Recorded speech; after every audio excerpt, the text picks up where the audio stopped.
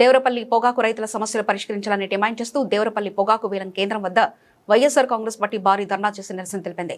YSR Congress party జిల్లా అధ్యక్షులు మాజీ మంత్రి చెల్లవేన శ్రీనివాస్, వేణుగోపాలకృష్ణ ఆధ్వర్యంలో దేవరపల్లి పొగాకు వేలం కేంద్రం వద్ద బుధవారం జరిగిన ఈ భారీ ధర్నాలో మాజీ హోంమంత్రి, గోపాలపురం నియోజకవర్గ ఇన్ఛార్జ్ తారెడ్డి వనిత, రాజమండ్రి పార్లమెంట్ నియోజకవర్గ incharge doctor Guduri Srinivas, parliament నియోజకవర్గ పరిశీలకులు తిప్పల గురుమూర్తి రెడ్డి, వైఎస్ఆర్ కాంగ్రెస్ పార్టీ యువజన విభాగం రాష్ట్ర అధ్యక్షులు జకంపుడి రాజా, నియోజకవర్గ పరిశీలకులు చంద్ర నాగేశ్వరరావు, రాష్ట్ర కార్యదర్శులు తోట రామకృష్ణ, గిరిజాల బాబు, గొందే శ్రీనివాసరెడ్డి, జిల్లా వ్యాప్తంగా నాయకులు రైతుల పక్షాన ముఖ్య అతిథులుగా హాజరై ఆందోళన నిర్వహించారు.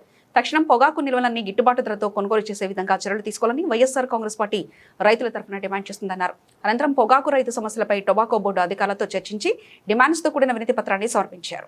రైతుకి తోడుగా నిలవాలనేటువంటి ఉద్దేశంతో ఇక్కడికి వచ్చినటువంటి రైతు సోదరులకి, అలాగే వైఎస్ఆర్ కాంగ్రెస్ పార్టీ నాయకులకి అందరికీ కూడా పేరు పేరున నా యొక్క నమస్కారం. మనం గతం నుంచి కూడా చూస్తే ఎప్పుడు చంద్రబాబు నాయుడు గారు ముఖ్యమంత్రి పీఠం మీద కూర్చుంటే ఆ కాలం అంతా కూడా రైతుల నోట్లో మట్టి కొట్టేటటువంటి పరిస్థితే ఉంటుందనేటువంటిది మరి చరిత్రలో ఎప్పుడు చూసినా కూడా మనకు కనిపించేటటువంటి వాస్తవం, సత్యం. మరి ఇవాళ కూడా ఈ గడిచినటువంటి 2 ఏళ్ల కూటమి పాలనలో రాష్ట్ర వ్యాప్తంగా అన్ని జిల్లాల్లోని అన్ని పంటలు పండించేటటువంటి ప్రతి రైతు కూడా వీళ్ళ కంట కన్నీరే మిగులుతుందనేటువంటిది వాస్తవమైనటువంటి విషయం. మరి గతంలో మనం చూసాం, గడిచినటువంటి 5 ఏళ్ళు మనందరి ప్రీతమ నాయకుడు జగన్మోహన్ రెడ్డి గారి సారథ్యంలో ఆవేళ వైఎస్ఆర్ కాంగ్రెస్ పార్టీ ప్రభుత్వంలో రైతుకి అన్ని రకాలుగాను కూడా తోడుగా నిలవడమే కాకుండా విత్తనాల దగ్గర నుంచి మొదలుపెట్టి విక్రయాల వరకు కూడా అన్ని స్థాయిల్లోని ప్రభుత్వం ఇంటర్వ్యూన్ అయ్యి రైతుని చేయి పట్టుకుని ముందుకు నడిపించినటువంటి కార్యక్రమం చేసింది. అనేక విప్లవాత్మకమైనటువంటి మార్పులు తీసుకొచ్చి, పరిపాలనా పరమైనటువంటి సంస్కరణలు తీసుకొచ్చి ప్రతి గ్రామంలోని రైతు భరోసా కేంద్రాన్ని ఏర్పాటు చేసి రైతులకి అన్ని రకాలుగాను కూడా మేలు చేకూర్చేటటువంటి కార్యక్రమం ఆవేళ మన ప్రభుత్వంలో జరిగింది. మరి వేళ ఎన్నికల్లో కుప్పలు తెప్పలుగా హామీలనిచ్చి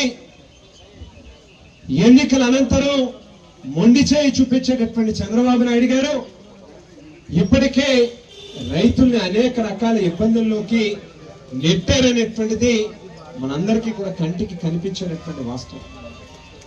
ముఖ్యంగా పొగాకు రైతు సోదరులు వాళ్ళ తాలూకా కష్టం నిజంగా వర్ణించలేనటువంటిది. మిగతా అన్ని పంటల కంటే కూడా అత్యధిక వ్యయంతో, పెట్టుబడితో కూడుకున్నటువంటిదే కాకుండా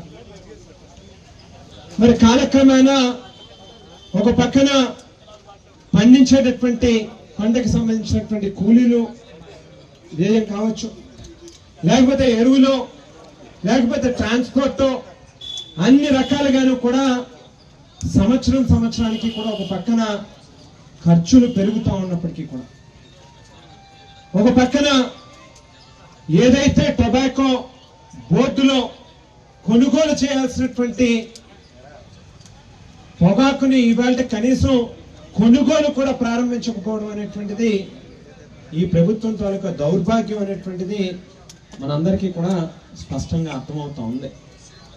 ఒక పక్కన మనం చూస్తే కేంద్ర ప్రభుత్వానికి నేరుగా ఏ రకమైనటువంటి ట్యాక్సుల ద్వారానైతే దాదాపుగా 1,00,000 కోట్ల రూపాయలు ప్రతి సంవత్సరం కూడా ఒక్క పొగాకు మీద ఆదాయం వస్తూ ఉంది, రెవెన్యూ జనరేట్ అవుతా ఉంది. ప్రభుత్వానికి ఏదో రకంగా ట్యాక్సుల రూపంలో ప్రజల నుంచి పన్నులు వసూలు చేసి వారి ఖాతాల్లో వేసుకోవడం తెలుసు తప్పితే కష్టం ఎరిగినటువంటి, చెమటోడ్చి పంటని పండించినటువంటి రైతులు మాత్రం ఆదుకోవడం అనేటువంటిది మాత్రం గాలి కుదిలేస్తా ఉన్నారు అనేటువంటిది స్పష్టంగా ఈవేళ ఈ సంవత్సరంలో పొగాకు రైతులకు సంబంధించినటువంటి సమస్యను మనకు క్షుణ్ణంగా చూస్తేనే మనకు అర్థమయ్యేటటువంటి పరిస్థితి ఉంది. మరి అందు గురించే ఇవాళ రాష్ట్ర కేంద్ర ప్రభుత్వాన్ని డిమాండ్ చేస్తా ఉన్నాం. తూర్పుగోదావరి జిల్లా వైఎస్ఆర్ కాంగ్రెస్ పార్టీ తరఫున మరి జిల్లా పార్టీ అధ్యక్షులు చెల్లిపోయిన వేణుగోపాలకృష్ణ గారి నాయకత్వంలో కానీ, లేకపోతే మా అక్క మాజీ హోంశాఖ మంత్రులు ఈ నియోజకవర్గ సమన్వయకర్త అయినటువంటి తానేటి వనిత గారి ఆధ్వర్యంలో కానీ ఇవాళ జిల్లా నలుమూలల నుంచి మాజీ శాసనసభ్యులు కావచ్చు, పార్టీకి సంబంధించినటువంటి ముఖ్యమైనటువంటి నాయకులు కావచ్చు, లేక రాష్ట్ర రైతు విభాగం వైఎస్ఆర్ కాంగ్రెస్ పార్టీ అధ్యక్షులు జున్నూరు బాబీ గారు కానీ, లేక రైతు నాయకులు త్రినాథ్ రెడ్డి గారు కానీ అందరూ కూడా ఒక చోటకి చేరుకుని ఇవాళ రైతుల కోసం గొంతెత్తి మాట్లాడుతూ ఉన్నాం. ఇది కేవలం ప్రారంభం మాత్రమే అనేటువంటి హెచ్చరికని ఇవాళ ప్రభుత్వం దృష్టికి తీసుకెళ్తా ఉన్నాం.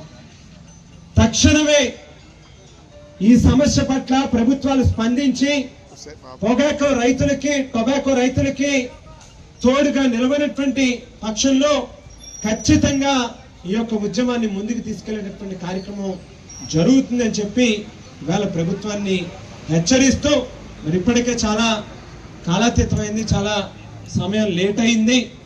మరో పక్కన state YSR Congress party coordinator అయినటువంటి సజ్జల రామకృష్ణారెడ్డి గారి యొక్క వీడియో కాన్ఫరెన్స్ కూడా సమయం అవుతా ఉంది. కాబట్టి మరి ఒక్కటే ఫైనల్ గా చెప్తా ఉన్నాం, తక్షణమే ప్రభుత్వం గనక ఇంటర్వ్యూన్ అయ్యి ఈ సమస్యను పరిష్కరించకపోతే, బహుశా ఇది మాకేం సంబంధం, ఇదేదో ప్రైవేట్ కంపెనీలకు సంబంధించినటువంటి విషయం అని చెప్పి తప్పించుకునేటటువంటి కార్యక్రమం చేయొచ్చు.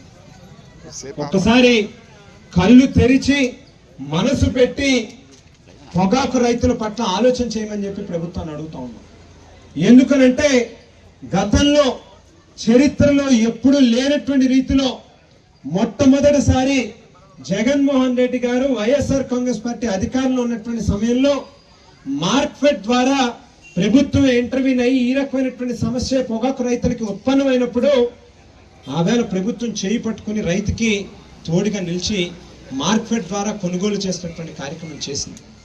మరి అంతేకాకుండా 5 ఏళ్లలో చివరి కాలంలో మరి తుఫాను కారణంగా చాలా మంది రైతులు నష్టపోయినటువంటి పరిస్థితి వస్తే కూడా ఆవేళ రైతులకి నష్టపరిహారం కూడా అందించినటువంటి పరిస్థితి ఉంది. మరి అటువంటిది కేవలం ఇదేదో ప్రైవేట్ కంపెనీలకు సంబంధించినటువంటి అంశం అని చెప్పి తప్పించుకునేటటువంటి కార్యక్రమం చేయకుండా రైతు పట్ల మనసున్నటువంటి ప్రభుత్వంగా ఆవేళ ఏ రకంగా అయితే జగన్మోహన్ రెడ్డి గారు స్పందించారో ఈవేళ ఈ ప్రభుత్వం కూడా అదే రకంగా స్పందించి పొగాకు రైతుకు తోడుగా నిలవాలి అని చెప్పి డిమాండ్ చేస్తూ, మరి స్పందించకపోతే మాత్రం ఖచ్చితంగా రానున్నటువంటి రోజుల్లో ఈ అంశం మీద ఫైట్ చేస్తాం అనేటువంటి మాటను కూడా తెలియజేసుకుంటూ ఈ అవకాశం ఇచ్చినటువంటి పెద్దలందరికీ నా హృదయపూర్వకమైనటువంటి కృతజ్ఞతలు తెలియజేస్తూ సెలవు తీసుకుంటాను.